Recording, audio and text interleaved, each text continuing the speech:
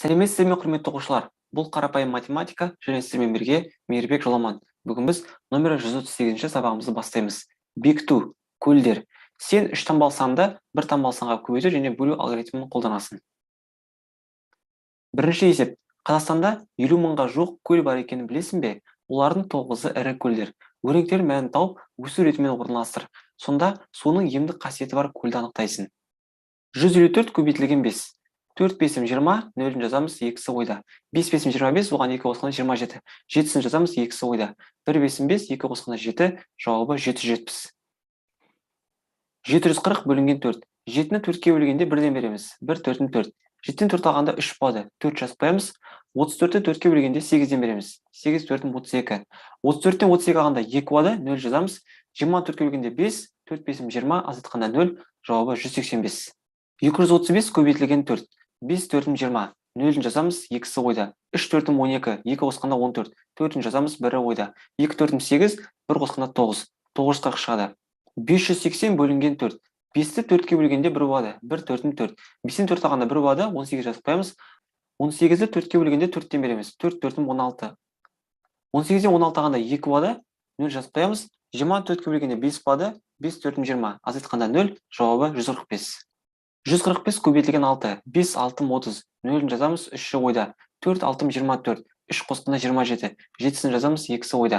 1 6-ым 6, 2 қосқанда 8, жауабы 870. 350 бөлінген 2, 3-ті 2-ке бөлгенде 1-ден береміз. 1 2-ім 2. 3-тен 2 алғанда 1 болады, 5-ті жазып қоямыз.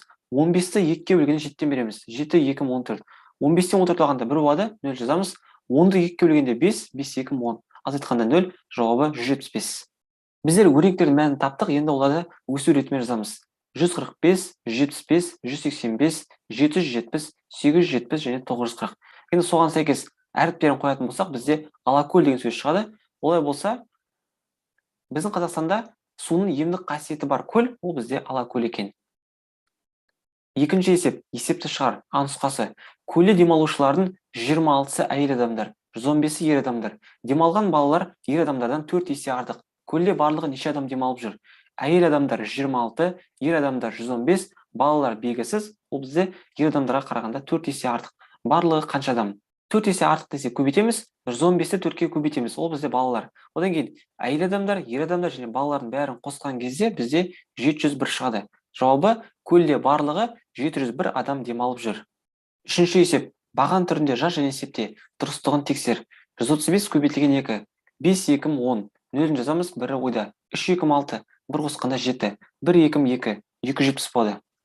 370 бөлінген 2, 3-ті 2-ке бөлгенде 1-ден береміз. 1 2-ім 2. 3-тен 2 алғанда 1 болады, 7-ін жазып қоямыз. 17-ні 2-ге бөлгенде 8-ден береміз. 8 2-ім 16. 17-тен 16 алғанда 1 болады, 0 жазып қоямыз. 10-ды 2-ке бөлгенде 5, 5 2-ім 10. Азайтқанда 0, жауабы 185. 270 бөлінген 2. 2-ні 2-ке бөлгенде 1 болады. 1 2-ім 2. 7-ні 2-ке бөлгенде 3-тен береміз. 2 3-ім 6. 7-тен 6 алғанда 1 болады, 0 жазамыз. 10-ды 2-ке бөлгенде 5, 5 2-ім 10. Азайтқанда 0, жауабы 135. 185 көбейтілген 2. 5 2-ім 10. 0-ін жазамыз, 1-і ойда. 8 2-ім 16, 1 қосқанда 17. 7-сін жазамыз, 1-і ойда. 1 2-ім 2, 1 қосқанда 3, жауабы 370. 125 көбейтілген 4. 5 4-ім 20, 0-ін жазамыз, 2 ойда. 2 4-ім 8, 2 қосқанда 10, 0-ін жазамыз, 1-і ойда. 1 4-ім 4, 1 қосқанда 5, жауабы 500. 500 бөлінген 4. 5-ті 4-ке бөлгенде 1-ден береміз. 1 4-ім 4. 5-тен 4 алғанда 1 болады, 0 жазып қоямыз. 10-ды 4-ке бөлгенде 2-ден береміз. 2 4-ім 8. 10-нан 8 алғанда 2 болады, 0 жазып қоямыз. 20-ны 4-ке бөлгенде 5, 5 4-ім 20. Азайтқанда 0, жауабы 125. 774 бөлінген 6. 7-ні 6-ға бөлгенде 1-ден береміз. 1 6-ым 6. 7-тен 6 алғанда 1 болады, 7-ін жазып қоямыз. 17-ні 6-ға бөлгенде 2-ден береміз. 2 6-ым 12. 17-тен 12 алғанда 5 болады, 4-ті жазамыз. 54-ті 6-ға бөлгенде 9 болады, 9 6-ым 54. Азайтқанда 0, жауабы 129. Тексереміз. 129-ды 6-ға көбейтеміз. 9 6-ым 54. 4-ін жазамыз, 5-сі ойда. 2 6-ым 12. 5 қосқанда 17. 7-сін жазамыз, 1-і ойда. 1 6-ым 6, 1 қосқанда 7. Жауабы 774. Төртінші есеп, есепті шығар, А нұсқасы. Көлде демалушылардың 330-ы теплоходпен, ал олардан 2 есе кем адам желкенді қайықпен серуендеді. Көлде барлығы неше адам теплоходпен және желкенді қайықпен серуендеді. Теплоходпен 330 адам, қайықпен белгісіз, бірақ ол теплоходпен қарағанда 2 есе кем. Және бізде барлығы қанша адам екенін табу керек. 330-ды 2-ге бөлеміз, 165 шығады. Одан кейін теплоходпен және қайықпен барлығы қанша екенін табу үшін 330-ға 165-ті қосамыз. Ол бізде 495 болады. Жауабы көлде барлығы 495 адам теплоходпен және желкенді қайықпен серуендеді. Ән нұсқасы: үш амалмен орындалатын есеп құрастыр және оны шығар. Теплоходпен 330 адам, қайықпен 165 адам, ал кемемен қанша екені белгісіз, бірақ ол қайықпен қарағанда 4 есе артық дейді. Барлығы қанша адам серуендегенін табуымыз керек. 165-ті 4-ке көбейтеміз. Ол бізде 660 болады. Ол бізде кемемен 660 адам серуендеді деген сөз. Енді біздер теплоходпен және қайықпен серуендеген адамдарды қосайық. Оларды қосқанда 495 болады. Оған біздер кемемен серуендеген адамдарды қосатын болсақ, бізде 1155 шығады. Жауабы көлде барлығы 1155 адам серуендеді. Бесінші есеп: баған түрінде жаз және есепте. Дұрыстығын тексер. 175 көбейтілген 4. 5 4 20. Нөлін жазамыз 2 ойда. 7 4 28. 2 қосқанда 30. Нөлін жазамыз 3 ойда. 1 4 4. 3 қосқанда 7. Жауабы 700. 700 бөлінген 4. 7-ні 4-ке бөлгенде 1-ден береміз. 1 4 4. 7-тен 4 алғанда 3 болады, 0 жазамыз. 30-ды 4-ке бөлгенде 7-ден береміз. 7 4 28. Азайтқанда 2, 0 жазып қоямыз. 24-ке бөлгенде 5, 5 4 20. Азайтқанда 0, жауабы 175. 115 көбейтілген 6. 5 6 30. 0-ін жазамыз, 3 ойда. 1 6 6. 3 қосқанда 9. 1 6 6. 690 шығады. Тексереміз. 690-ды 6-ға бөлеміз. 6-ны 6-ға бөлгенде 1 болады. 1 6 6. 9-ды 6-ға бөлгенде 1-ден береміз. 1 6 6. 9-дан 6 алғанда 3 болады. 0 жазамыз. 30-ды 6-ға бөлгенде 5-ден береміз. 5 6 30. Азайтқанда 0. Жауабы 115. 870 бөлген 6. 8-ді 6-ға бөлгенде 1-ден береміз. 1 6 6. 8-ден 6 алғанда 2 болады. 7-ні жазып қоямыз. 27-ні 6-ға бөлгенде 4-ден береміз. 4 6 24. Азайтқанда 3 болады. 0 жазып қоямыз. 30-ды 6-ға бөлгенде 5, 5 6 30. Азайтқанда 0, жауабы 145. 145 көбейтілген 6. 5 6 30 болады. 0-ін жазамыз, 3 ойда. 4 6 24. 3 қосқанда 27. 7-сін жазамыз, 2 ойда. 1 6 6. 2 қосқанда 8. Жауабы 870. 690 бөлінген 5. 6-ны 5-ке бөлгенде 1-ден береміз. 1 5 5. 6-тан 5 алғанда 1 болады. 9 жазамыз. 19-ды 5-ке бөлгенде 3-тен береміз. 3 5 15. 19-дан 15 алғанда 4 болады. 0 жазып қоямыз. 40-ты 5-ке бөлгенде 8, 8 5 40. Азайтқанда 0, жауабы 138. 138 көбейтілген 5. 8 5 40. 0-ін жазамыз, 4-ті ойда. 3 5 15. 4 қосқанда 19. 9-ын жазамыз, 1 ойда. 1 5 5. 1 қосқанда 6. Жауабы 690. 225 көбейтілген 4. 5 4 20. 0-ін жазамыз, 2 ойда. 2 4 8. 2 қосқанда 10. 0-ін жазамыз, 1 ойда. 2 4 8. 1 қосқанда 9. Жауабы 900. Тексереміз. 900-ды 4-ке бөлеміз. 9-ды 4-ке бөлгенде 2-ден береміз. 2 4 8. 9-дан 8 алғанда 1, 0 жазып қоямыз. 10-ды 4-ке бөлгенде 2-ден береміз. 2 4 8. 10-дан 8 алғанда 2 болады, 0 жазып қоямыз. 20-ны 4-ке бөлгенде 5, 5 4 20. Азайтқанда 0, жауабы 225. 114 көбейтілген 5. 4 5 20. 0-ін жазамыз, 2 ойда. 1 5 5. 2 қосқанда 7. 1 5 5. 5-ті жазып қоямыз, жауабы 570. 570-ті 5-ке бөлейік. 5-ті 5-ке бөлгенде 1 болады. 1 5 5. 7-ні 5-ке бөлгенде 1-ден береміз. 1 5 5. 7-тен 5 алғанда 2 болады, 0 жазып қоямыз. 20-ны 5-ке бөлгенде 4, 4 5 20. Азайтқанда 0, жауабы 114. 920 бөлінген 8. 9-ды 8-ге бөлгенде 1-ден береміз. 1 8 8. 9-дан 8 алғанда 1 болады, 2-ні жазып қоямыз. 12-ні 8-ге бөлгенде 1, 1 8 8. 12-ден 8 алғанда 4 болады, 0 жазып қоямыз. 40-ты 8-ге бөлгенде 5, 5 8 40. Азайтқанда 0, жауабы 115. 115 көбейтілген 8. 5 8 40. 0-ін жазамыз, 4-ті ойда. 1 8 8. 4 қосқанда 12. 2-сін жазамыз, 1 ойда. 1 8 8. Ойдаға 1-ді қосқанда 9. Жауабы 920. 390 бөлінген 2. 3-ті 2-ке бөлгенде 1-ден береміз. 1 2 2. 3-тен 2 алғанда 1, 9 жазамыз. 19-ды 2-ке бөлгенде 9-дан береміз. 9 2 18. 19-дан 18 алғанда 1, 0 жазып қоямыз. 10-ды 2-ке бөлгенде 5, 5 2 10. Азайтқанда 0, жауабы 195. 195 көбейтілген 2. 5 2 10. 0-ін жазамыз, 1 ойда. 9 2 18. 1 қосқанда 19. 9 жазамыз, 1 ойда. 1 2 2. Ойдаға 1-ді қосқанда 3 болады. 390. 6-шы есеп. Есепті шығар. А нұсқасы. Көлдің тереңдігінің алттан бір бөлігі 14 метрді құрайды. Көлдің жалпы тереңдігін тап. Алттан бір бөлігі 14 метр, жалпы тереңдігі қанша метр? 14-ті 1-ге бөлеміз, 6-ға көбейтеміз. 84 шығады. Жауабы көлдің жалпы тереңдігі 84 метр. А нұсқасы. Кері есеп құрастыр және оны шығар. Жалпы тереңдігі 84 метр. Алттан бір бөлігі қанша метр? 84-ті 6-ға бөлеміз, 1-ге көбейтеміз. 14 шығады. Жауабы көлдің тереңдігінің алттан бір бөлігі 14 метрді құрайды. 7-ші есеп. Сызба бойынша өрнек құрастырып, амалдардың орындалу ретін анықта. Оның мәнін тап. 750 бөлінген 6, оны көбейтеміз 2-ге. Одан кейін қосу, мына жерде 118-ді 5-ге көбейтеміз, барлығын қосамыз. Енді қараңыздар. 750-ді 6-ға бөлейік. 7-ні 6-ға бөлгенде 1-ден береміз. 1 6 6. 7-тен 6 алғанда 1, 5 жазып қоямыз. 15-ті 6-ға бөлгенде 2-ден береміз. 2 6 12. 15-тен 12 алғанда 3 болады, 0 жазып қоямыз. 30-ды 6-ға бөлгенде 5, 5 6 30. Азайтқанда 0, жауабы 25. 118 көбейтілген 5. 8 5 40. 0-ін жазамыз, 4-ті ойда. 1 5 5, 4 қосқанда 9. Одан кейін 1 5 5, 590 шығады. Одан кейін 25-ті 2-ге көбейтеміз, 5 2 10, 0-ін жазамыз, 1 ойда. 2 2 4, 1 қосқанда 5. 1 2 2, 250 шығады. Енді біздер 250-ге 590-ды қосамыз. 0-ге 0 қосқанда 0 болады. 5-ке 9 қосқанда 14. 4-ін жазамыз, 1 ойда. 1-ге 2 қосқанда 3, 3-ге 5 қосқанда 8. Жауабы 840. 8-ші есеп. Амалдардың орындалу ретін анықта. Есепте 660 бөлінген 5 қосылған 530. 660-ты 5-ке бөлеміз. 6-ны 5-ке бөлгенде 1-ден береміз. 1 5 5. Одан кейін 6-тан 5 алғанда 1, 6-ны жазып қоямыз. 16-ны 5-ке бөлгенде 3-тен береміз. 3 5 15. 16-тан 15 алғанда 1, 0 жазып қоямыз. 10-ды 5-ке бөлгенде 2, 2 5 10. Азайтқанда 0, жауабы 132. 132-ге 530-ды қосамыз. 2-ге 0 қосқанда 2 болады. 3-ке 3 қосқанда 6 болады. 1-ге 5 қосқанда 6 болады. Жауабы 662. 920 бөлінген 8 қосылған 405. 920-ны 8-ге бөлеміз. 9-ды 8-ге бөлгенде 1-ден береміз. 1 8 8. 9-дан 8 алғанда 1 болады, 2-ні жазып қоямыз. 12-ні 8-ге бөлгенде 1-ден береміз. 1 8 8. Азайтқанда 4 болады, 0 жазып қоямыз. 40-ты 8-ге бөлгенде 5, 5 8 40. Азайтқанда 0, жауабы 115. 115 қосылған 405. 5-ке 5 қосқанда 10 болады, 0-ін жазамыз, 1 ойда. 1-ге 1 қосқанда 2 болады, 1-ге 4 қосқанда 5 болады, 520 болады. 750 бөлінген 2 қосылған 317. 750-ді 2-ке бөлеміз. 7-ні 2-ке бөлгенде 3-тен береміз. 3 2 6. 7-тен 6 алғанда 1, 5 жазып қоямыз. 15-ті 2-ке бөлгенде 7-тен береміз. 7 2 14. 15-тен 14 алғанда 1 болады, 0 жазып қоямыз. 10-ды 2-ке бөлгенде 5, 5 2 10. Азайтқанда 0, жауабы 375. 375-ке 317-ні қосамыз. 5-ке 7-ті қосқанда 12 болады, 2-сін жазамыз, 1 ойда. 1-ге 7 қосқанда 8, 8-ге 1 қосқанда 9. 3-ке 3 қосқанда 6 болады, жауабы 692. 580 бөлінген 4 қосылған 209. 5-ті 4-ке бөлгенде 1-ден береміз. 1 4 4. 5-тен 4 алғанда 1 болады, 8 жазып қоямыз. 18-ті 4-ке бөлгенде 4-тен береміз. 4 4 16. 18-ден 16 алғанда 2, 0 жазып қоямыз.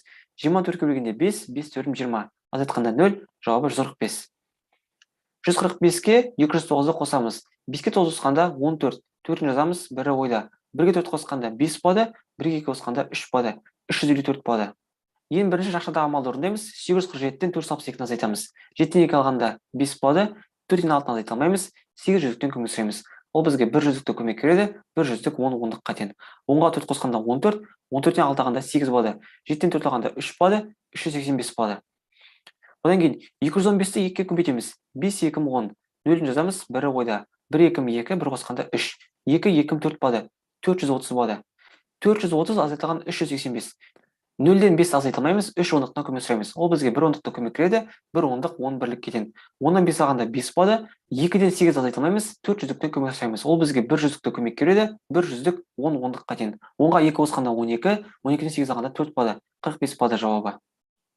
Жақшадағы амалды орындаймыз. 487-ге 97-ні қосамыз. 7-ге 7 қосқанда 14 болады, 4-ін жазамыз, 1 ойда.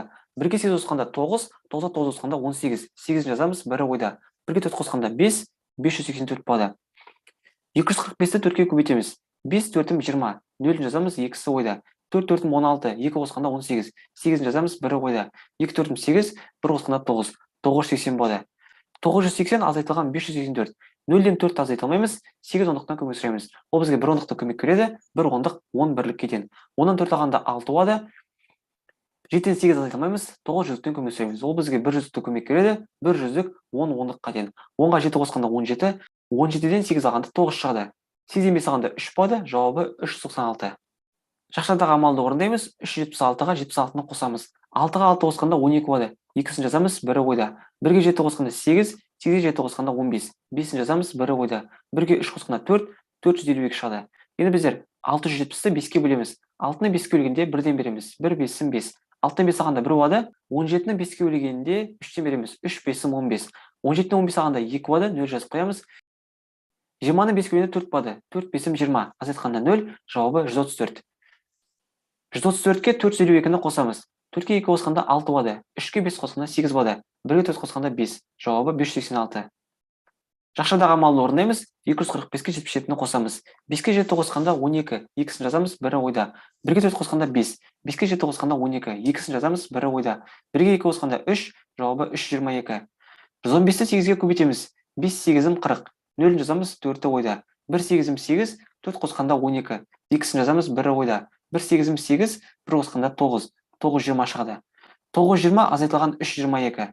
0-ден 2-ні азайта алмаймыз. 2 ондықтан көмек сұраймыз. Ол бізге 1 ондықты көмек береді. 1 ондық 10 бірлік кетен. 10-нан 2 алғанда 8 болады. 1-ден 2-ні азайта алмаймыз. 9 жүзіктен көмек сұраймыз. Ол бізге 1 жүзікті көмек береді. 1 жүзік 10 ондыққа тең. 10-ға 1 қосқанда 11. 11-ден 2 алғанда 9 шығады. 8-ден 3 алғанда 5 болады. Жауабы 598. Жақшадағы амалды орындаймыз. 567-ден 398 азайтамыз.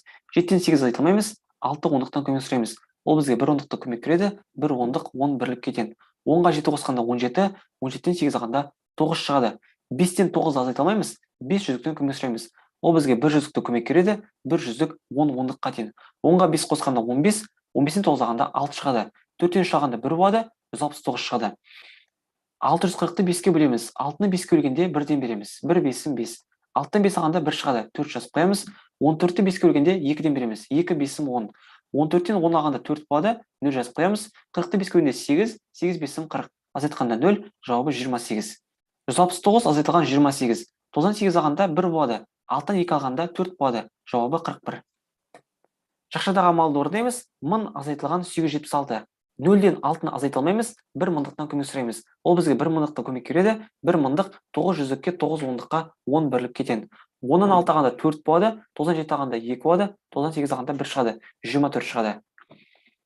355-ті 2-ке көбейтеміз. 5 2-ім 10. 0-ін жазамыз, 1-і ойда. 5 2-ім 10, 1 қосқанда 11. 1-ін жазамыз, 1-і ойда. 3 2-ім 6, 1 қосқанда 7. 710 шығады. 24 қосылған 710. 4-ке 0 қосқанда 4 болады. 2-ке 1 қосқанда 3 болады. 1-ге 7 қосқанда 8, жауабы 834. 701 азайтылған 36, азайтылған 660 бөлінген 5. 701-ден 36-ны азайтамыз. 1-ден 6-ны азайта алмаймыз. 7 жүздіктен көмек сұраймыз. Ол бізге 1 жүздікті көмек береді. 1 жүздік 9 ондыққа 10 бірлік кетен. 10-ға 1 қосқанда 11, 11-ден 6 алғанда 5 шығады. 9-дан 3 алғанда 6 болады. Одан кейін 6-ны жазып қоямыз. 665 шығады. Енді біздер 660-ты 5-ке бөлеміз. 6-ны 5-ке бөлгенде 1-ден береміз. 1 5-ім 5. 6-тан 5 алғанда 1 шығады. Одан кейін 6-ны түсіреміз. 16-ны 5-ке бөлгенде 3-тен береміз. 3 5-ім 15. 16-ны 15 алғанда 1 шығады. 0 жазып қоямыз. 10-ды 5-ке бөлгенде 2-ден береміз. 2 5-ім 10. Азайтқанда 0, жауабы 132. 665-тен 132-ні азайтамыз. 5-тен 2 алғанда 3 болады. 6-тан 3 алғанда 3 шығады. 6-тан 1 алғанда 5, жауабы 533. 1000 азайтылған 390 бөлінген 2. 390-ды 2-ке бөлеміз. 3-ті 2-ке бөлгенде 1-ден береміз. 1 2-ім 2. 3-тен 2 алғанда 1 болады. 9 жазып қоямыз. 19-ды 2-ке бөлгенде 9-дан береміз. 9 2-ім 18. 19-дан 18 алғанда 1 болады. 0 жазып қоямыз. 10-ды 2-ке бөлгенде 5, 5 2-ім 10. Азайтқанда 0, жауабы 195. 1000 азайтылған 195. 0-ден 5-ті азайта алмаймыз. 1 мыңдықтан көмек сұраймыз. Ол бізге 1 мыңдықты көмек береді. 1 мыңдық 9 жүздікке 9 ондыққа 10 бірлік кетен. 10-нан 5 алғанда 5 шығады. 9-дан 9 алғанда 0 шығады. 9-дан 1 алғанда 8 шығады. Жауабы 805. 9-шы есеп. Арман, Болат және Қайсар көлден қармақпен балық аулады. Олардың әрқайсысы не таутан, не мөңке, не алабұға аулады. Егер төмендегілер белгілі болса, онда олардың әрқайсысы қандай балық аулады? Бірінші, алабұға мен таутанда тікенекті жүзбе қанат бар, ал мөңкеде жоқ. Екінші, Арман тікенекті жүзбе қанаты бар, бірде-бір балық ауламады.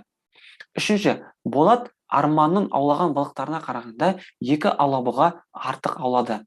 Егер Арман 3 балық ауласа, ал барлық балық 10-нан кем болса, онда балалардың әрқайсысы неше балықтан аулады? Балалардың аттарын жазып қоямыз. Бізде Арман, Болат және Қайсар деген балалар бар. Және бізде қандай балықтар бар бізде? Таутан бар. Таутан, одан кейін мөңке және алабұға. Осындай 3 балықтың түрі бар. Және бізге айтқан болатын, алабұға мен таутанда тікенекті жүзбе қанат бар деп айтты. Сондықтан да біздер оның жанына жазып қойдық. Арман тікенекті жүзбе қанаты бар бірде-бір балық ауламады. яғни олай болса ол мөңкені аулады деген сөз. Болат арманның аулаған балықтарына қарағанда 2 алабұға артық аулады. Болат алабұға аулағаны айтылып тұр. Олай болса Қайсар таутан аулады. Арман мөңке, Болат алабұға, Қайсар таутан аулады. Арман 3 балық аулады деп айтқан болатын. Одан кейін Болат белгісіз, бірақ ол арманға қарағанда 2 алабұға 2 балыққа артық деп айтты. Одан кейін Қайсардың қанша балық аулағаны белгісіз, және барлығы 10-нан кем деп айтты. 10-нан кем десе, онда біздер 9 аламыз, 9 балықты алайық. Енді біздер 2 артық десе, 3-ке 2-ні қосамыз, 5 болады. Болатта 5 балық. Одан кейін Арман мен Болаттың балықтарын санын қосайық. 3-ке 5 қосқанда 8 болады. Барлығы бізде 9, 9-дан 8 алғанда 1 шығады. Олай болса жауабы Болат 5 балық, Қайсар 1 балық аулады. Осымен құрметті оқушылар, біздер бүгінгі сабағымызды аяқтаймыз. Сіздермен бірге болған Мейірбек Жоламан. Келесі сабақта кездескенше.